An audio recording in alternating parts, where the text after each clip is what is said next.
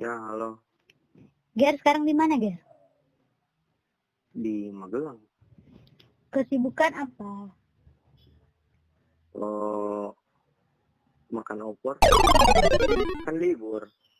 Jadi nggak sibuk. Kenapa? Oh, boleh mengkorek-korek tentang kehidupanmu, Ger? Boleh. Lanjut. Kenapa?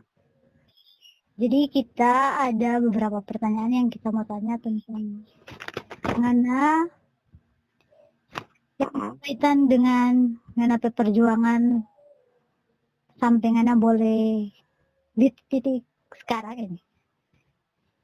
Siap. Asik, Berasa presiden ya. Presiden. Ya, lanjut. Nah, pertanyaan pertama yang kamu tanya Ngana itu, Ngana kapan dang punya cita-cita jadi tentara?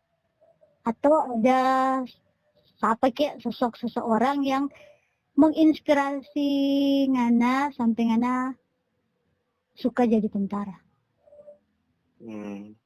Kalau masalah jadi tentara itu memang udah dari kecil kita memang sesuka jadi tentara tuh.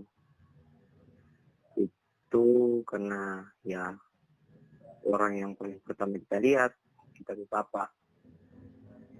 Pokoknya kita kagum sama sosok tentara itu. Tentara itu orangnya tegas, kadang bisa keras, tapi kalau sama masyarakat orang dekat. Itu yang bikin kita pengen jadi tentara. Kalau untuk masalah sangkut pautkan sama yang sekarang, dan sekarang kita pendidikan di salah satu akademi di Magelang. Itu kita tahunya nanti SMA. Baru tahu tingkat kepangkatan di tentara. Oke. Nah, yang kita tahu tentang anak itu Ngana proses sampai di sini, sampai di titik ini, sampai Ngana boleh pendidikan di Magelang itu panjang sekali. Ada jatuh bangun tuh. Nah, bagaimana dengan Ngana proses yang Ngana lewati waktu Ngana masa perjuangan lah. Ngana masa perjuangan. Cerita semua ini. Yang Ngana suka mau sharing, Ngana sampaikan kalau itu berkaitan. Iya. Ya, it's okay lah kalau nggak bilang. Yang penting setidaknya Ngana menceritakan Ngana. Tapi lama nggak apa-apa. Panjang, nggak apa-apa, santai. Jadi kita lulus 2015. Awalnya kita mau ikut tes. Tapi karena kita kayaknya nggak cukup, kita disarankan persiapan saja dulu katanya. Jadi kita tes pertama kali itu 2016, kita tes Akmil untuk yang calon perwira. Nah di situ kita gagal di waktu itu memang belum siap. Kita jasmani masih rendah nilai, lari semua masih rendah. Terus kita tes lagi yang kedua 2017 itu kita tes Akmil lagi. Kita coba tes lagi Akmil. Di situ kita gagal di psikologi. Habis itu kita masuk tentara. Kita tes tentara, tapi sudah sampai pusat. Tuh kabarnya sudah dapat lebih besar sampai jadi perwakilan untuk pembukaan pendidikan. Nah, besoknya pas pengumuman kita nama hilang. Itu yang paling down sih. Terus kita putuskan kita coba ke Bandung sambil kerja. Di sana kita belajar psikologi di dinas psikologi Angkatan Darat. Kita belajar tes keempat 2018 itu kita tes Akmil lagi. Ini psikologi karena kita latihan dan memang kita mau, kita semingat, ketiga kali, keempat kali kita tes. Puji Tuhan, waktu itu kita dapat peringkat 2. Tapi pada saat sudah mau pengiriman ke pusat, orang diperiksa. Kebetulan waktu itu karena ruangannya ber-AC, kita PA mandel meradang. Dan itu fatal kalau di tentara. Mandel meradang itu fatal. Jadi kita gagal berangkat. Kita putuskan operasi, kita mau tes bintara, tapi karena kita lagi masa penimbunan, kita nyenda iko, ada beberapa item tes. Sudah lagi, tes kelima, bintara gagal. Nah, waktu itu bulan Desember. Dari sejak 2015 ini kita dekat sama satu orang cewek, Miss Extra. Nah, kita pacaran sama dia, jadi dia tahu kita perjalanan, senang susah sama-sama, ketawa menangis. Pas kita gagal, pas kita lulus item ini, dia tahu. Cuman waktu 2018 itu pas tanggal 25 Desember pas Natal, kita lagi main ke rumahnya, ya tiba-tiba orang tuanya ngomong, katanya malu punya anak pacaran sama orang yang belum kerja. Terus Kita kerja sih waktu itu, kita kan ngojek online. Nah, katanya malu lah punya anak pacaran sama ojol. Anaknya kan sudah selesai kuliah, pacarnya ojek online. Ya sudah, jadi di situ kita down lagi. Kita pulang, kita bingung mau kemana kan. Ya sudah, pulang ke rumah, akhirnya semua jadi serba salah lah. Dengan orang tua salah, dengan Tuhan salah, dengan teman-teman kita menghindar. Nah, akhirnya kita jadi orang yang awur-awuran di jalan, terus mungkin tidak pulang rumah lah. Untuk yang tes tahun 2019 ini, kemarin itu pas kita pulang, kita berhubungan dengan kita lihat bapaknya tidak bagus. Jadi kita ikut tes tanpa diketahui kita orang tua. Kita diam-diam, yang tahu itu kita punya mama. Cuman kita punya mama bukan tahu kita tes, kita punya mama tahu kita ke Manado untuk ngojek. Tapi kita punya mama juga tidak tahu kalau kita ikut tes. Jadi kita ikut tes tanpa diketahui orang tua. Bukan karena kita mau bikin surprise atau apa, tapi memang karena kita berpikiran ikut tes itu cuma untuk mengisi waktu. Untuk isi waktu saja. Sebenarnya kita berpikir dulu saja waktu kita berangkat dengan restu orang tua gagal, apalagi sekarang. Jadi ya sudahlah, hitung-hitung kita ketemu kita ke teman-teman lama yang tes sama-sama. Kita ikut tes dan ya di situ mungkin Tuhan tegur ke kita dengan cara yang tidak biasa. Kalau biasanya orang dengar cerita Tuhan tegur dengan sakit penyakit atau dengan kecelakaan. Ini tidak. Kalau kita berbahasa, Tuhan tampar kita dengan Tuhan kasih sayang. Tuhan kasih izin kita lulus. Ya. Tuhan kasih izin kita lulus di daerah. Tuhan kasih izin kita lulus di daerah. Kita berangkat ke pusat. Nah, di situ baru kita bilang kita ke orang tua. Kalau kita lulus, kita minta tanda tangan untuk surat izin orang tua. Tapi bapak senang, cuman ada beban moral yang kita bawa. Karena untuk masuk di akademi yang sekarang kita jalani ini, menurut orang-orang dan menurut kita juga waktu itu tidak mungkin. Karena semua orang yang masuk katanya harus punya ini, harus punya itu, pakai ini, pakai itu. Sementara kita berangkat cuma Ya cuma bermodalkan kita pakai baju di Cooper, kita nggak bawa apa-apa, kita nggak bawa harta, kita nggak bawa sama orang ini orang itu, kita cuma ikut. Nah di situ kita bikin perjanjian sama kita berdua. Karena kalau kita jatuh di perwira ini, kita masih bisa masuk bintara tuh, masih bisa masuk bintara. Jadi kita bilang ke kita berdua, kalau kita tidak bisa jadi perwira, Bapak jangan marah kalau kita cuma bisa jadi bintara. Tapi Bapak bilang, nggak apa-apa, Nana bisa berangkat saja, Bapak sudah bangga. Karena jujur waktu itu kita Bapak juga diejek-ejek sama teman-temannya. Karena katanya, bagi Bapak pemimpi terlalu tinggi, DP pangkat. Cuma di bawah, dia mau mimpi DP anak dong. Bisa mau jadi istilahnya, apa ya, kalau dibilang, calon jenderal lah. Iya. Bisa masuk di akademi militer.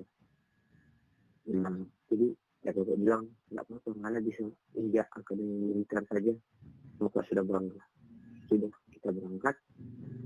Jadi di Akmil itu orang lain sibuk semua ngurus tes, mikir lulus enggak. Kita enjoy. Tiap hari kita jalani, cuma kita tulis di buku diary, kita bikin diary. Sampai sekarang diary itu masih ada. Kita tulis, kita kegiatan dari bangun tidur sampai kita tidur lagi. Itu kita persiapkan untuk kita PAD. Karena kita berpikir kita mungkin bisa gagal 2019 akhirnya. Tapi kita PAD tidak boleh gagal. PAD harus lulus. Jadi kita PAD harus tahu semua kegiatan yang kita jalani di sini. Supaya nanti pada saat dia berangkat, pada saat dia tes pusat, dia sudah tahu dan dia tidak perlu lagi kaget, kok ada begini. Jadi kita tulis semua dan sambil berdoa, mudah-mudahan kita bisa terima Tuhan P keputusan. Walaupun kita tahu Tuhan P, kita berpikir waktu itu kalau kita tahu pasti kita jatuh. Dan untuk yang kedua kalinya pas pengumuman, Tuhan buktikan lagi ke kita kalau kita salah. Ternyata yang terbaik menurut kita itu ternyata bukan itu yang kita mau. Tuhan kasih izin kita lulus di satu akademi yang diperhitungkan di Indonesia dan akademi nomor 1 di Angkatan Darat. Itu akademi Indonesia yang sekarang kita sementara jalani. Tuhan kasih izin kita lulus, Tuhan kasih izin kita untuk jadi saksi hidup kalau kuasa Tuhan itu berlaku untuk siapa saja, bukan cuma untuk orang yang dekat sama Tuhan, tapi berlaku juga untuk orang yang hancur. Karena di situ kita ambil kesimpulan pada saat Tuhan bikin orang hancur sehancur-hancurnya, Tuhan izinkan semuanya jadi kacau. Di saat itu orang isi kepala memang kosong. Dan di situ memang orang kalau berdoa memang orang berdoa sungguh-sungguh sama Tuhan. Karena orang sudah tahu orang mengandalkan orang lain, orang tidak bisa mengandalkan ini itu. Orang cuma bisa, ya sudah Tuhan, kemana Tuhan bawa kita ikut, kemana Tuhan mau ajak kita pergi. Di situ kita bisa buktikan ke orang-orang yang mungkin dulu pernah hina apa kita, mungkin dulu pernah sindir atau pernah apa. Di situ kita bisa buktikan kalau kita keberhasilan juga karena dorang kata-kata, dorang hina, dorang sindir, dorang cerita miring di belakang kita papa. Di situ kita bisa buktikan kalau kita bisa berterima kasih ke dorang dan kita dapat kesempatan untuk membuktikan ke orang lain juga kalau untuk menjadi seorang yang berhasil, misalnya kayak kita berhasil bisa masuk di salah satu akademi ternama, orang yang seperti kita itu masih ada kok sampai sekarang dan banyak. Justru orang-orang yang tidak diunggulkan di daerahnya sendiri. Malah orang-orang yang bisa dibilang orang besar, mereka yang pulang. Karena di balik orang kejayaan, orang lupa kalau orang itu masih manusia. Orang lupa kalau masih ada Tuhan. Dan orang-orang yang di bawah, orang-orang yang jalan dari bawah, orang tidak bisa andalkan siapa-siapa, orang cuma andalkan Tuhan. Dan ternyata itu yang Tuhan cari. Nah, kita bisa lulus. Jadi, setiap ada orang yang ajak kita atau bertanya, Kak, gimana caranya biar bisa lulus?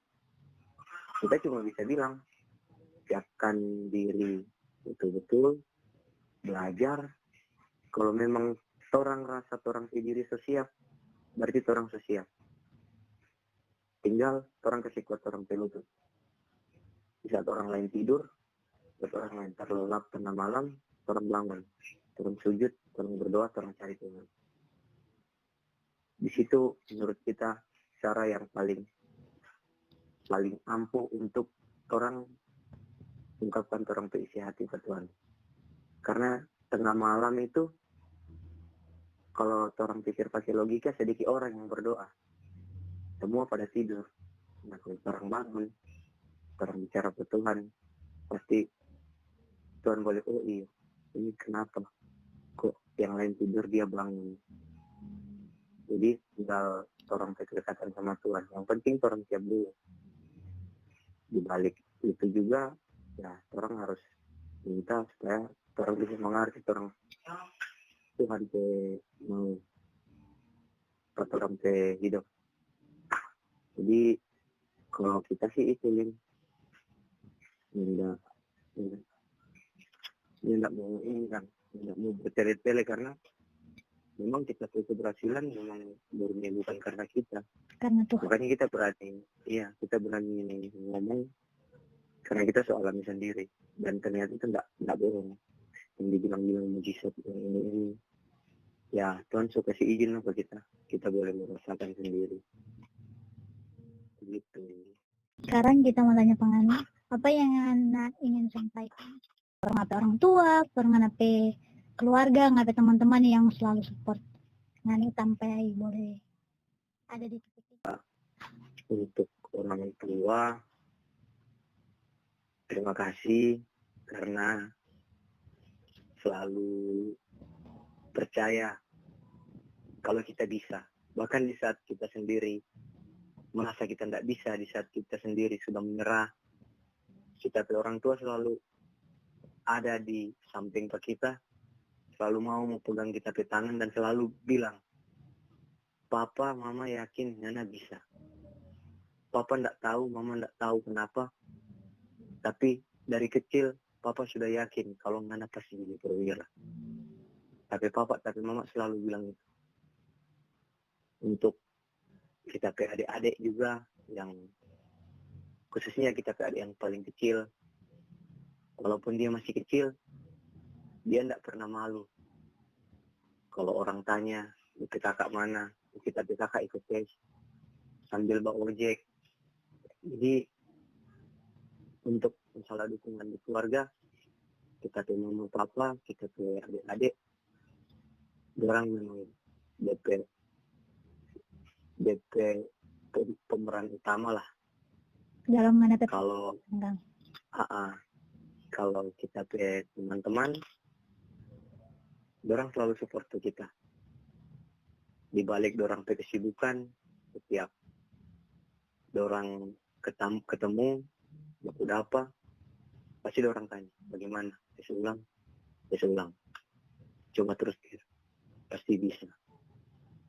Mau itu teman yang akrab, bahkan teman yang nggak akrab, nggak terlalu akrab, setiap ketemu pasti nanya, gimana biar gagal lagi ya? Iya gagal. Terus gimana? Mau coba lagi? Iya mau coba lagi. Semangat ya. Jadi kita cuma mau bilang Pak, teman-teman semua, terima kasih sudah mau memberi sedikit semangat bagi kita, karena mungkin bagi teman-teman, itu cuma kata-kata biasa lah semangatnya. Mudah-mudahan tahun depan lulus. Tapi bagi kita, memang itu yang kita butuhkan tiap hari. Karena untuk menjalani 4 tahun kejar cita-cita itu, kalau tanpa adanya dukungan dari orang tua dan kita ke teman-teman, kita yakin mungkin kita tidak akan sampai bisa lulus. Bahkan kita mungkin sudah menyerah di tengah jalan. Jadi untuk orang-orang yang support ke kita, khususnya orang-orang yang sudah mendoakan ke kita, mungkin kita tidak bisa balas orang kebaikan. Kita tidak bisa tahu DP orang siapa. Tapi kita keberhasilan ini untuk manusia semua. Jadi jangan berpikir kita so jauh, kita so di Magelang, orang di Manado, terus kalau ketemu orang mau bilang kita sombong atau apa. Ya enggak, kita ya enggak. Kita akan usahakan terus kalau kita enggak akan sombong. Kita masih diri yang dulu, diri yang waktu masih sekolah, diri yang waktu masih jadi tukang ojek. Ya kita masih diri yang itu. Cuma mungkin bedanya sekarang kita lagi pendidikan, kita ada beberapa aturan yang harus kita ikuti, jadi kita tidak bisa selalu komunikasi sama orang, kita tidak bisa selalu say hi ke teman-teman. Itu sih. Des. Gary, tepuk tangan Gary.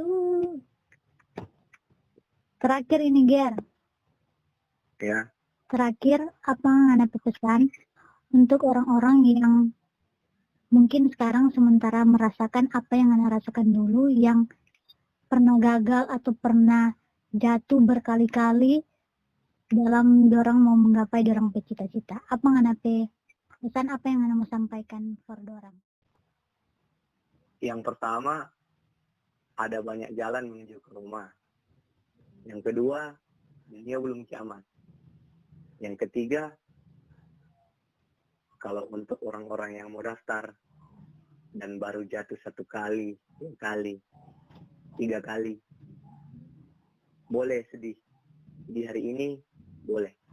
Tapi besok bangun, berpikir bagaimana DP cara supaya kita nyendak mesti diulang sama yang kemarin. Hari ini terus jadi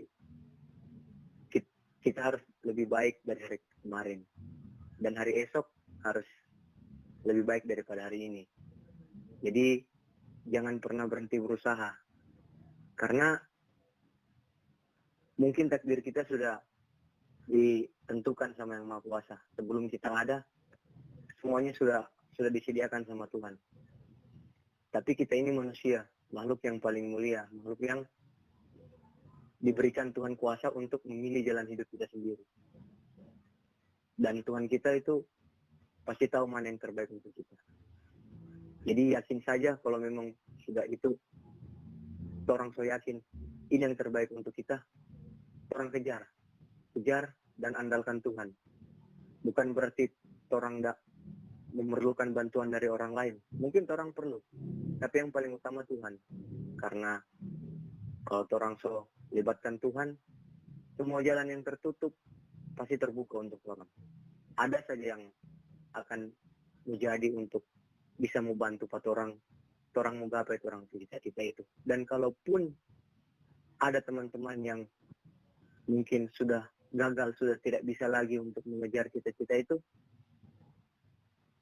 tetap dekat sama Tuhan dan yakin suatu saat orang akan bilang, apapun orang agama, orang akan bilang, terima kasih Tuhan. Sekarang kita semua ngerti, ternyata ini yang terbaik. Gitu. Oke, thank you Gary untuk sharing.